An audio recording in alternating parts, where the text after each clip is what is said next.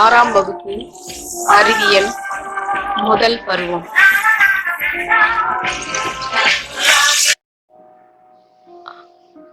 அலகு 6 உடல் நலமும் சுகாதாரமும்.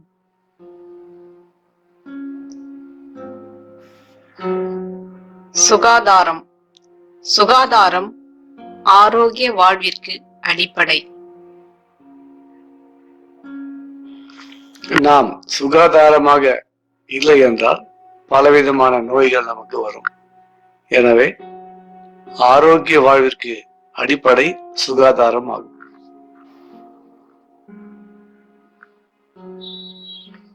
நலம். நலமே மகிழ்ச்சியான வாழ்விற்கு அடித்தளம்.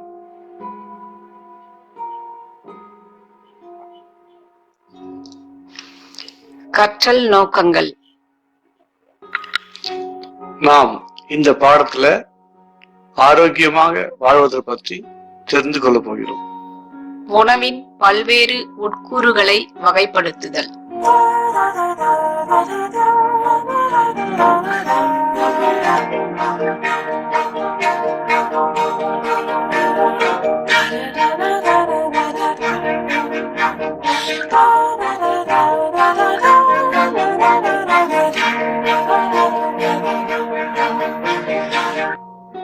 உணவில் உள்ள சத்துக்களின் முக்கியத்துவத்தை கண்டறிதல்.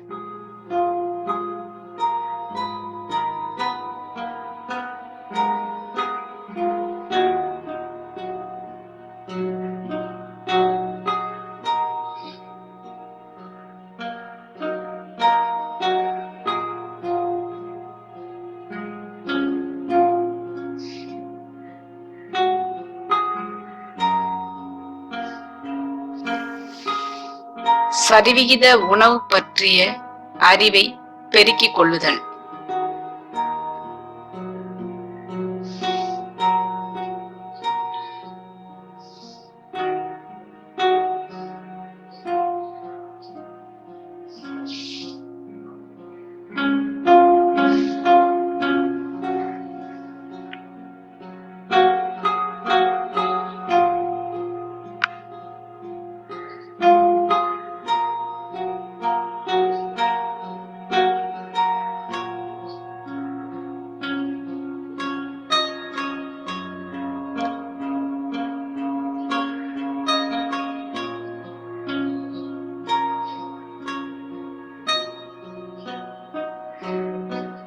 சத்து குறைபாட்டினால் ஏற்படும் நோய்களை பட்டியலிடுதல்.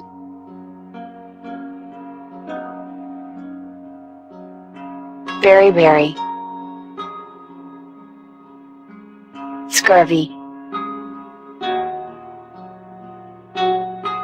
rickets, goiter. தன் சுத்தத்தை பற்றி விளக்குதல்.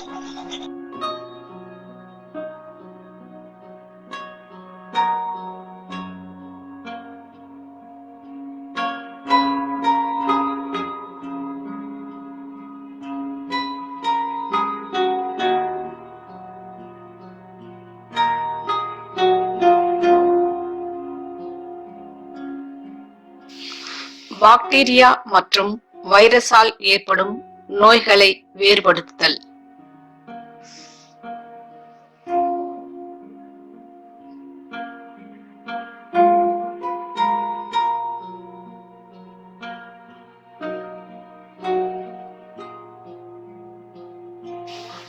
உடல் நலம்.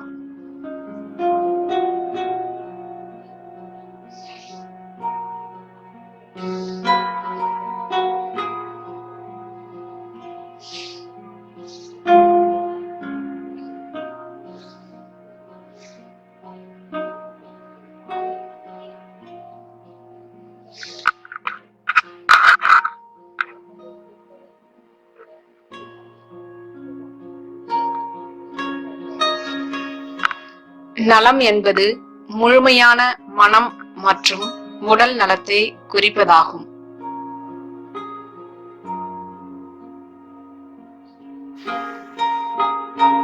உடல் நலம் பற்றிய அக்கறை மனிதர்கள் தங்கள் நலத்தை குறைந்தபட்ச அளவிலாவது பேணுவதற்காக உள்ளது.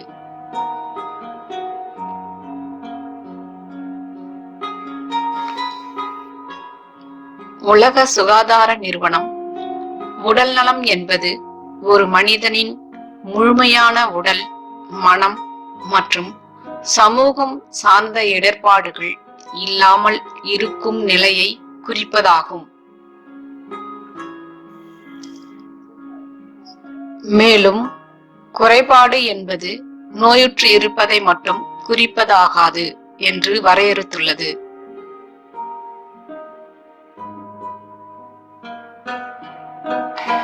உடல் நலம் என்பது உடல் சுற்றுப்புறத்தில் ஏற்படும் அழுத்தங்களுக்கும் மாற்றங்களுக்கும் ஏற்ற வகையில் தகவமைத்துக் கொள்வது மூலம் உடலினுள் சமநிலையை பேணுகின்ற சிறப்பான நிலையாகும்.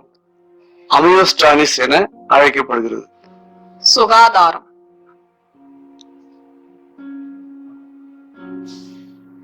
சுகாதாரம் என்பது தொடர்ந்து உடல் நலத்தை பேணுகின்ற அறிவியல் சார்ந்ததாகும்.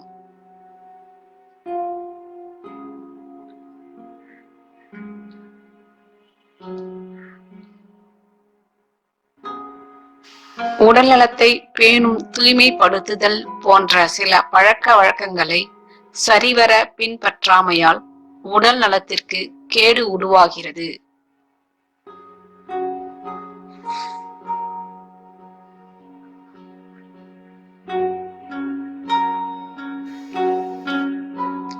தினமும் பற்களை துலக்குதல் புற சுகாதாரத்தை பேணும் முக்கிய வழியாகும்.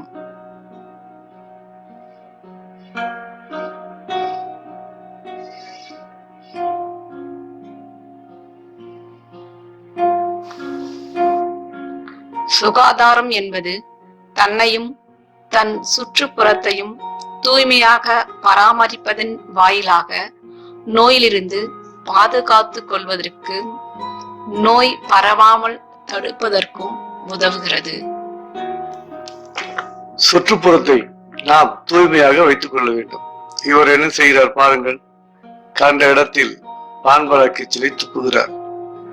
அதிலிருந்து கிருமிகள் வெளியேறுகின்றன.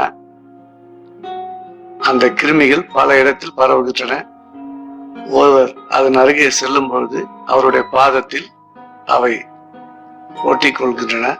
எனவே அவருக்கு உடல் நலம் பாதிப்படைகிறது. நோய் பரவுவதற்கு காரணம் கண்ட இடங்களை நாம் அசுத்தம் செய்வதுதான்.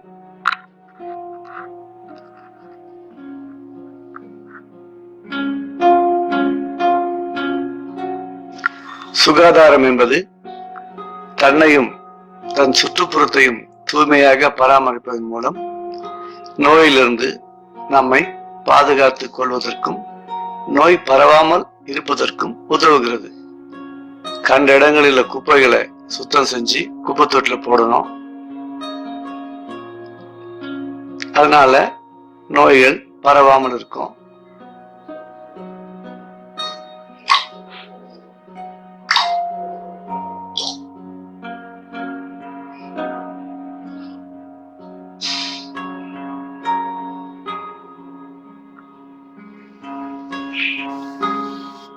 உணவின் சத்து பொருள்கள்.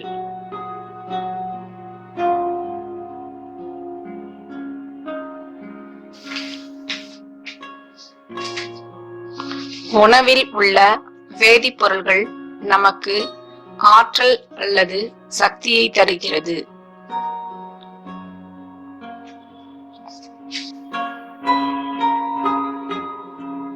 உடல் வளர்ச்சி மற்றும் நோய்களில் இருந்து பாதுகாப்பதற்கும் உதவுகின்றன.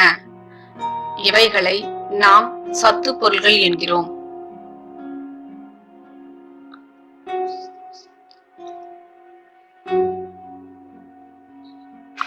நாம் சாப்பிடும் உணவுப் பொருட்கள்ல பலவிதமான வேதிப்பொருட்கள் உள்ளன.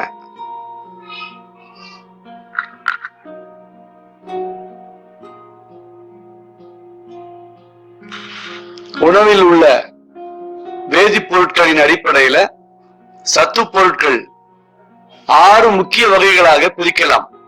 அது என்னன்னு நம்ம பார்க்கலாம். கார்போஹைட்ரேட்டுகள், புரதங்கள்,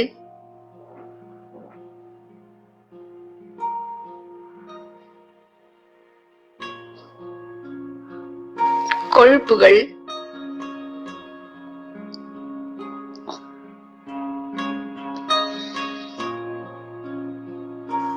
வைட்டமின்கள்,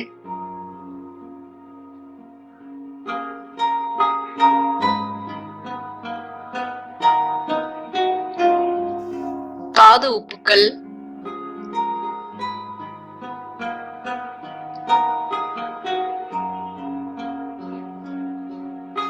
நீர் ஆகியவனை.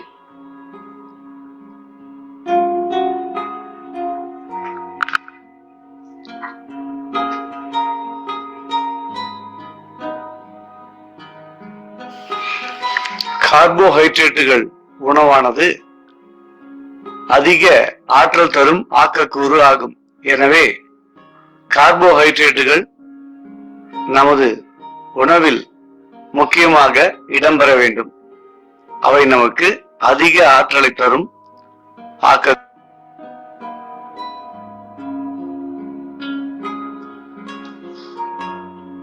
கார்போஹைட்ரேட்டுகளின் வடிவம்: சர்க்கரை, மூலப்பொருள்கள், பழங்கள், தேன், கரும்பு சர்க்கரை, பீட்ரூட். கார்போஹைட்ரேட்டுகளின் வடிவம்: ஸ்டார்ச், மூலப்பொருள்கள், அரிசி, கோதுமை, சோளம், உருளைக்கிழங்கு.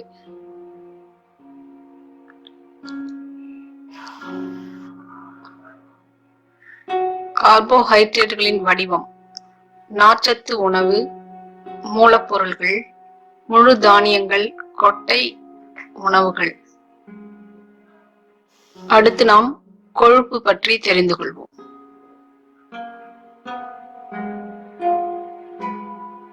கொழுப்பு என்பது ஆற்றல் தரும் ஓர் உணவு ஆகும்.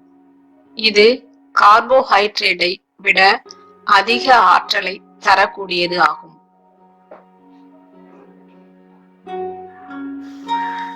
கொழுப்பு சத்து உள்ள சில உணவுப் பொருள்கள்: வெண்ணெய், நெய், பால், பாலடைக்கட்டி, பன்னீர், கொட்டைகள், மாமிசம், மீன் மற்றும் முட்டையின் மஞ்சள் கரு.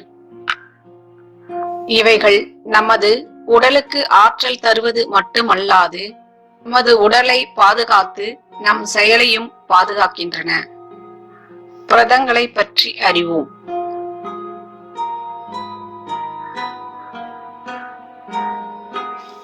உடல் வளர்ச்சிக்கான உணவு.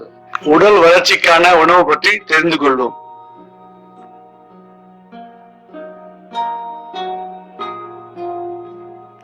உடல் வளர்ச்சி, செல் பழுது பார்த்தல் மற்றும் செரிமானம் போன்ற பல்வேறு விதமான உடற்செயல்களுக்கு புரதங்கள் மிகவும் அவசியம்.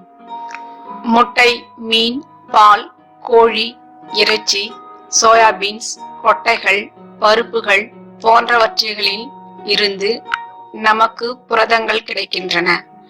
உடல் வளர்ச்சிக்கான புரதங்கள் உணவு புரதங்கள் ஆகும்.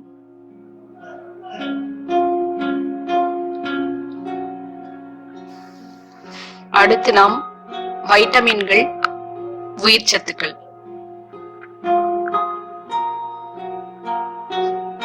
நமது உடலில் பலவிதமான வேதிவினைகள் நடைபெறுகின்றன. உடலின் பல்வேறுபட்ட உயிர் வேதிவினைகள் நடப்பதற்கு வைட்டமின்கள் மிகவும் அவசியம்.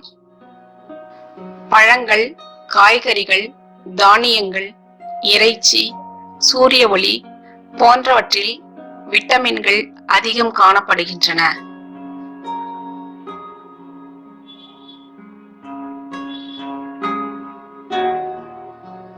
விட்டமின்கள் பாதுகாக்கும் உணவு என்று அழைக்கப்படுகிறது.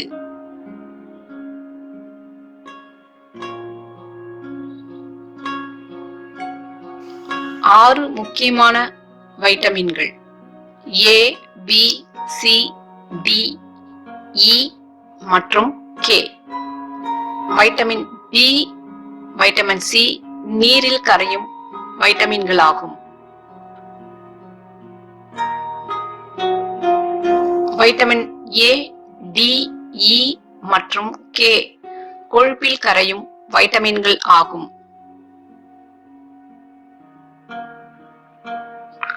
உணவில் வைட்டமின் சத்துக்கள் குறைந்தால் உடலில் உடல்நல குறைபாடு மற்றும் நோய்கள் ஏற்பட வாய்ப்பு உண்டு.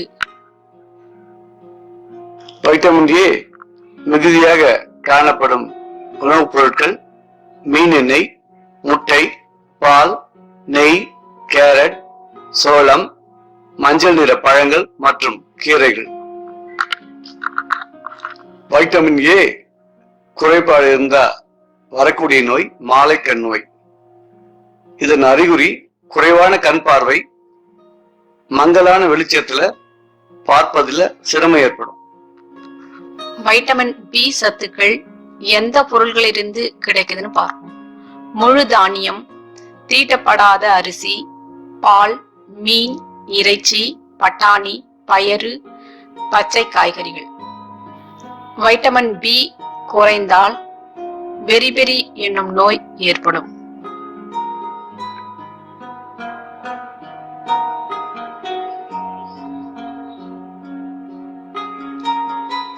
பெரிபெரி நோயின் அறிகுறிகள்: நரம்பு பலவீனம், உடல் சோர்வு.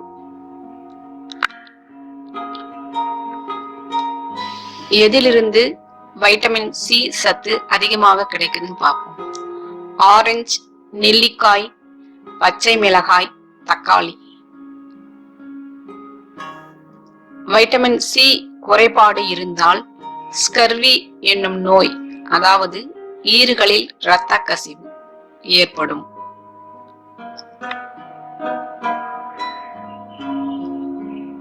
வைட்டமின் டி கிடைக்கக்கூடிய பொருட்கள்: மீன், எண்ணெய், முட்டை, பால், சூரிய ஒளியில் நமது தோலில் உருவாகிறது. வைட்டமின் டி குறைபாடு இருந்தா வரக்கூடிய நோய் ரிக்கெட்ஸ். அறிகுறி பலவீனமான வளைவான எலும்புகள். வைட்டமின் இ சத்து எதிலிருந்து நமக்கு கிடைக்குதுன்னு பார்ப்போம். தாவர எண்ணெய்கள், பச்சை காய்கறிகள், முழு கோதுமை, மாம்பழம், ஆப்பிள், கீரைகள். வைட்டமின் இ குறைபாடால் ஏற்படும் பிரச்சனைகள்: நரம்பு பலவீனம், மங்கலான கண் பார்வை, மலட்டுத்தன்மை, குழந்தையின்மை, நோய் எதிர்ப்பு சக்தி இல்லா. வைட்டமின் கே அடங்கியுள்ள உணவுப் பொருட்கள்: பச்சை மிளகாய், தக்காளி, முட்டைக்கோஸ், முட்டைகள், பாலாலான தயாரிப்புகள்.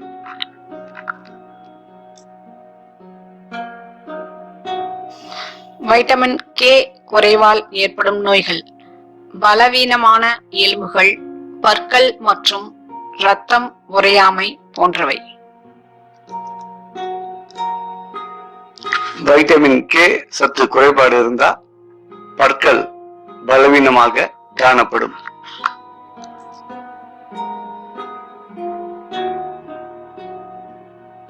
வைட்டமின் கே சத்து குறைபாடு இருந்தா இரத்தம் உறையாமை என்ற நோய் காணப்படும்.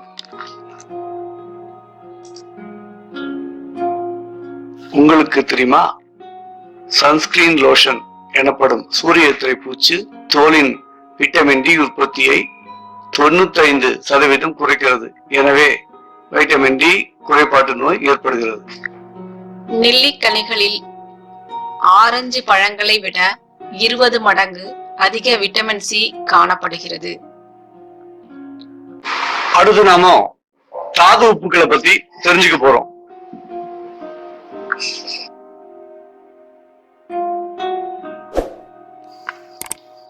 தாது உப்புகள் உடல் வளர்ச்சிக்கு பொதுவான உடல் செயல்பாடுகளை ஒழுங்குபடுத்த தேவைப்படுகின்றன.